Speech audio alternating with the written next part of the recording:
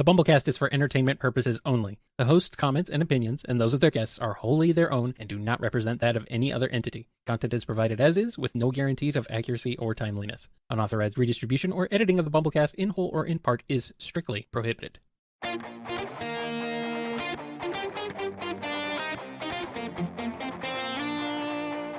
It's a BumbleKast Mini, sponsored by Double L. Do you have any writing resources you fall back on when necessary? I see in the master list that something similar was asked a few years ago, but given the craft is always evolving, there might be new things to add since 2021. Nothing that I can immediately think of new from that last question. Just be mindful of any online resources that you're looking at because of the AI pollution that's out there. Yeah.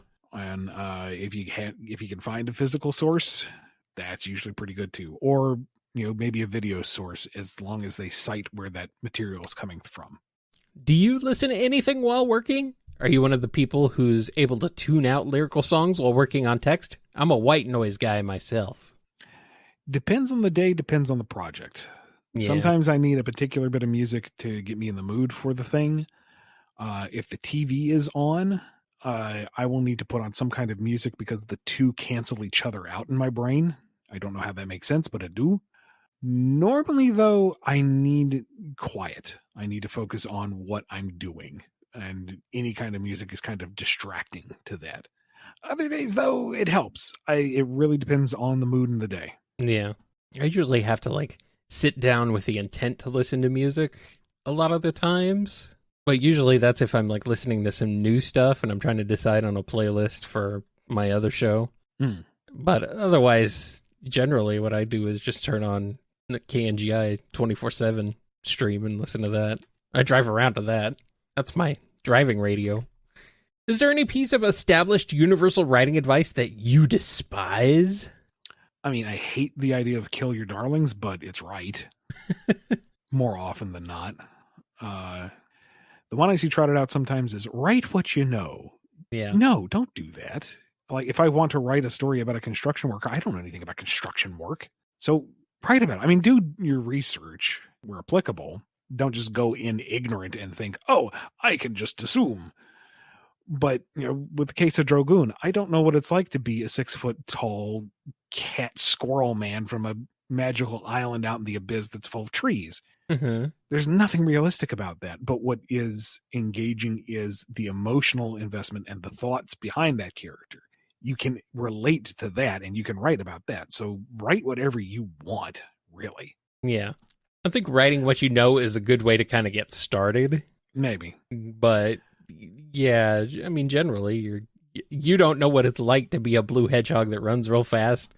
Or, like you said, a dog man who is from a floating island out in the middle of space. Or anything like that. But, it's like if you're just starting out, maybe you want to just write something, write what you know, but, then go on from there to do other stuff. I don't know. I don't write. I'm just here. I just read. And even then. Oh, buddy. And even then. Sonic, especially Archie Sonic, is a lovable jerk who somehow has equal parts lovable and jerk. Any tips for maintaining that balance when writing such a character? Just a second. I have a very affectionate kitten running under the microphone. Okay, get where you're getting, buddy. Go Meebo. Okay.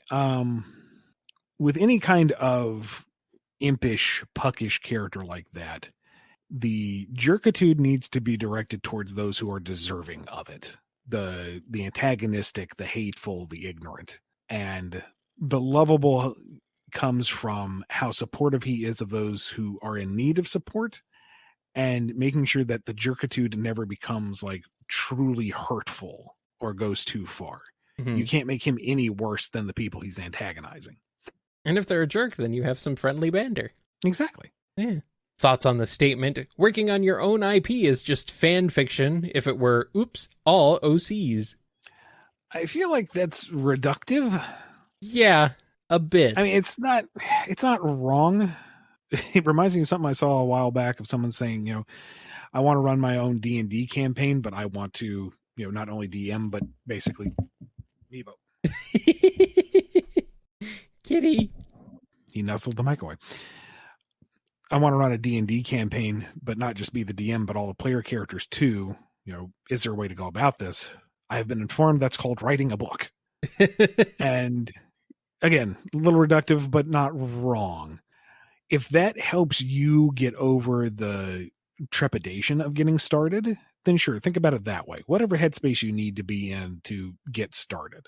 But I wouldn't take that as like an actual truth, because fan fiction and OCs immediately brings them to mind being derivative. And if you're setting out to create something, that shouldn't be your starting point. Mm-hmm.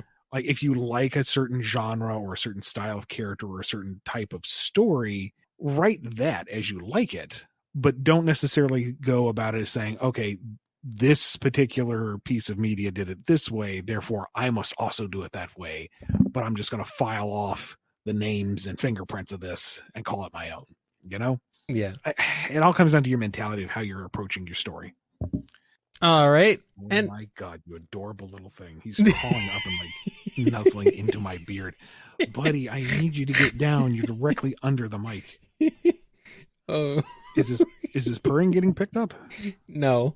Okay, good. Then we'll just, buddy, I need you to settle somewhere. I gotta finish up this recording. Oh God, you're cute.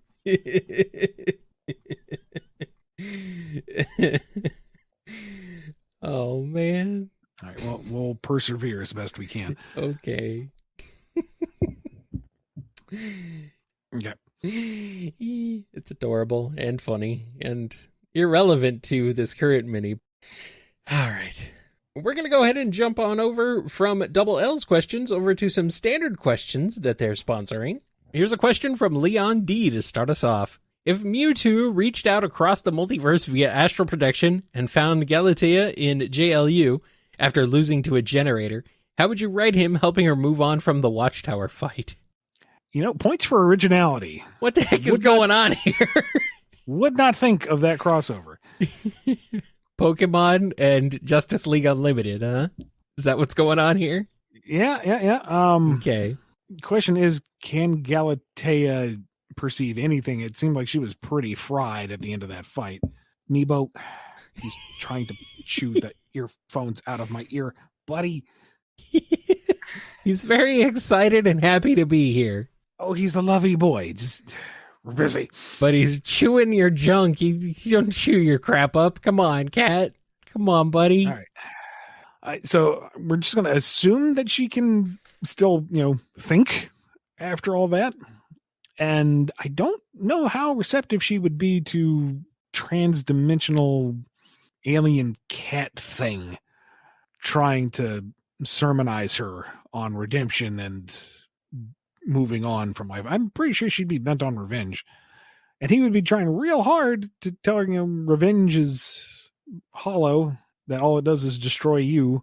And she might just end up in another generator. And points to Mewtwo. He tried. Well, and we've also learned that electric attacks are super effective against Galatea. She's already a flying fighting type. Well, all right. Now here's a question from Coffee. How would you write interactions between the Sonic and Team Fortress 2 casts? What interactions do you think would be cool to see? Spy and Mimic, Heavy and Big, Omega and Pyro? It would be tricky because, the humor is there, obviously. I feel like we've done this sort of thing before, but also it was like familiar. Quotes as Sonic characters from TF2 as well was another one we did. Yeah. Either way. But the thing is, I wouldn't want to declaw the humor of TF2. Yeah. But you cannot go that violent with Sonic. So I worry it would just be kind of watered down. Maybe. Sonic and Scout riffing on each other, though, would be hilarious. I feel like Scout would go too far and Sonic would be like, dude, come on. Yeah. Oh, yeah. You've got Heavy Weapons guy and Tails looking over machinery. Heavy just giving out the stats, and Tails is really impressed, and he would like to take it out for a test drive. And this tiny mutant boy thinks he can lift Sasha. Oh my God, he lifts Sasha. Nobody wants to talk to Pyro. Oh boy. That's just worrisome. Blaze has like ignited a small flame in her hand to keep him calm, her calm, them calm, and that's it. Whisper and the sniper. Oh boy. They agree. Sniping is a good job. Uh-huh. As long as there's two people in the world, one is going to want the other one dead. In fact, she already has a list. Whisper knows better than to ask about the Jurati. Yeah, we're not even going to go there. No. No. Whisper knows better than to bring that up. But I don't. Everybody kind of immediately learns to stay away from the doctor because he's asking all sorts of really worrisome physiological questions. Even Eggman would he be concerned? I mean, he's asking questions about his physique and skeletal structure, and not so much in a medical way, but kind of like how he can harvest this somehow. Yeah. No. All right, let's move on to the next one. It's from Noxide. What kind of space adventure would you want to write? Heist, treasure hunting, anything like that? Oh goodness, how hard is the sci-fi for this space adventure? I mean, you're writing a whole space adventure right now, to be fair. Yeah. Kind of your personal pet project. That's Dragoon's wide open for that, and that could be any number of things. That could be a heist. That could be treasure hunting. That's what they do basically already. Pretty much, yeah.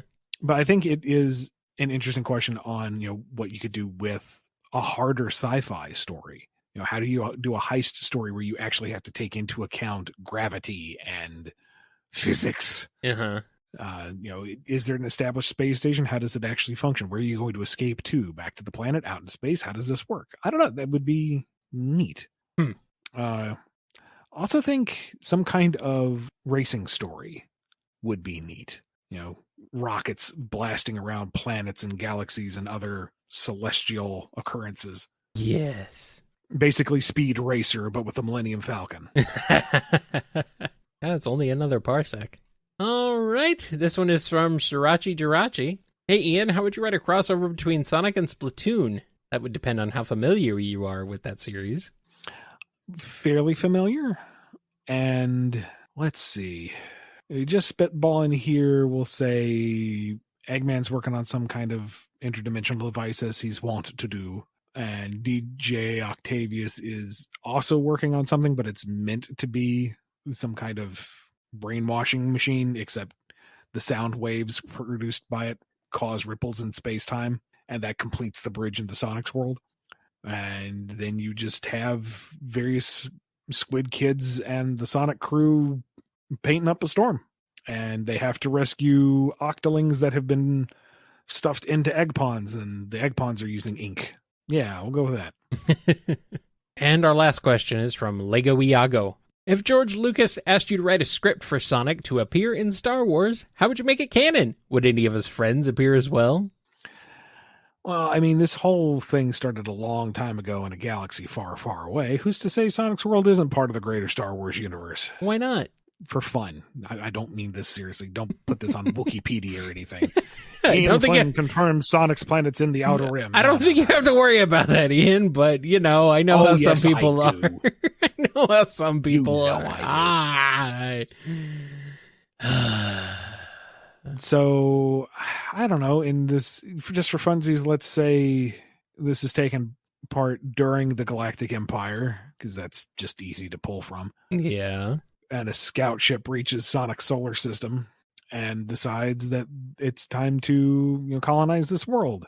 And Eggman isn't going to let them do that. It's his world. Thank you very much. No, it's Sonic's world. It's his world. It's his world. And, it comes down to the various Sonic characters having to not only stop the invasion, but prevent word getting back to the Galactic Empire hub that they're out there. That would be fun.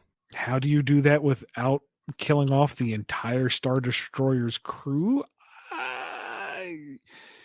So there's like a Jedi that was hiding out on Sonic's world, and he casts mass amnesia. Yeah, there we go.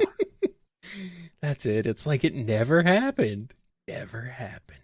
But this BumbleKast happened. I think it's time to get out of here, though. Yeah. Thank you to Double L for sponsoring this BumbleKast Mini and sponsoring so many standard questions. If you want a BumbleKast Mini of your own, or if you want to sponsor other people's questions, head over to patreon.com/BumbleKast, Ko-fi.com/BumbleKast, or become a YouTube member. Be good to yourselves, be good to each other, and we will see you next time on the BumbleKast. Maybe the Chaos Emeralds are just Kyber crystals with attitude.